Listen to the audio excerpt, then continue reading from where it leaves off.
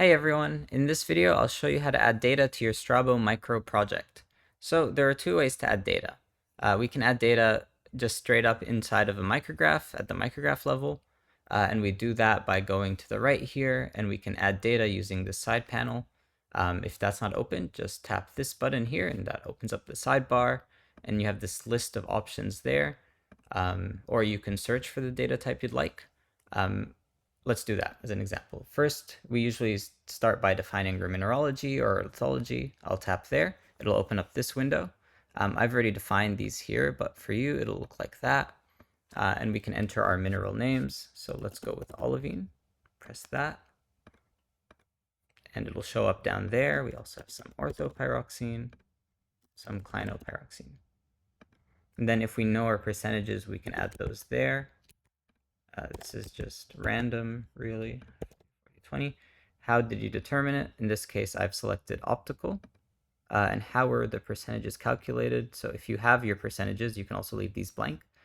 You can say how you got that, and you can put in some notes and press. Oh, and before I press save, another thing we can do is also define the lithology.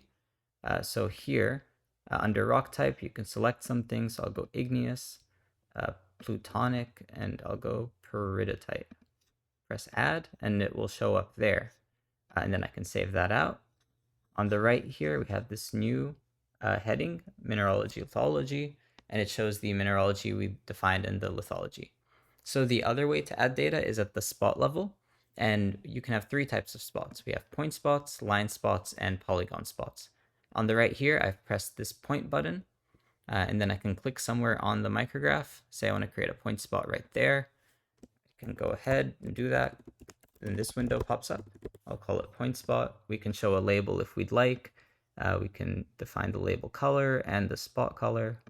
We can put in some notes, press save. There it is. Line spot is similar. So we click the line button on the right, and the line is just made up of points that we define. When we're done, we double click. I'll call this one line spot. Let's show the label. Let's change the color. Let's go yellow. And some notes. There it is. Polygon spot is similar. So we define our polygon with points. I'll just trace this olivine grain here very roughly. There we go. I'll double click. And so this is our polygon spot. I'll show a label, and let's change the color again to green. Why not? Press save, and there it is. So we've got our three spots, and we can add data at the spot level. So say I want to add some data to this polygon spot. First thing, let's define the mineralogy in here. So it's just olivine. So I'll go olivine, and I'll save that out. So then we can add some data now that we have our mineralogy. Let's add some info about the grain size, for example. If we have some statistics, we can fill those in here. Under which phases, we've defined olivine already for that polygon spot, so it shows up there.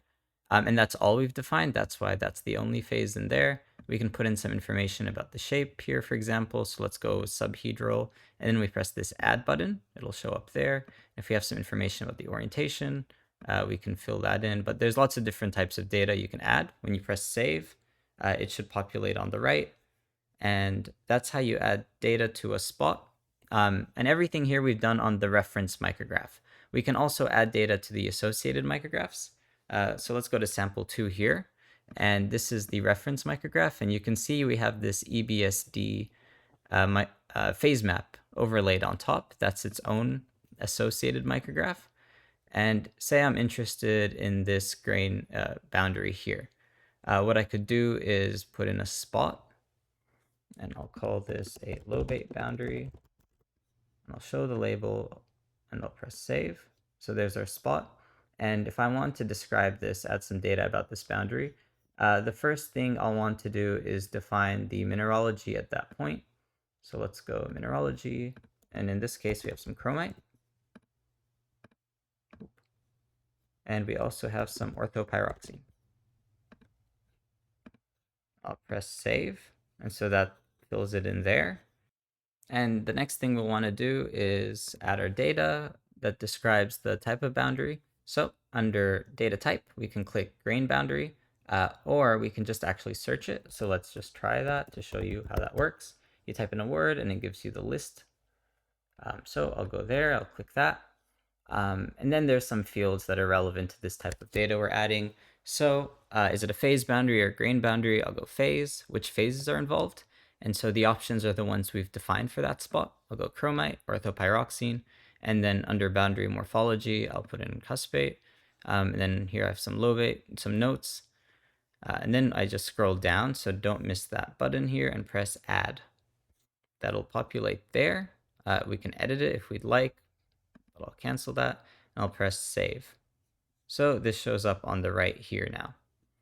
If you have a lot of spots, you can get a large scale overview of how everything is organized by clicking the spots tab on the left there. So for example, do that. You can see the first 3 spots we made for the first sample. And if you click one of them, it will navigate you to where that spot lives. And if I click the lobate boundary, it'll take me back here to where our lobate boundary is. So that's how you add spots to your StraboMicro project. Thanks.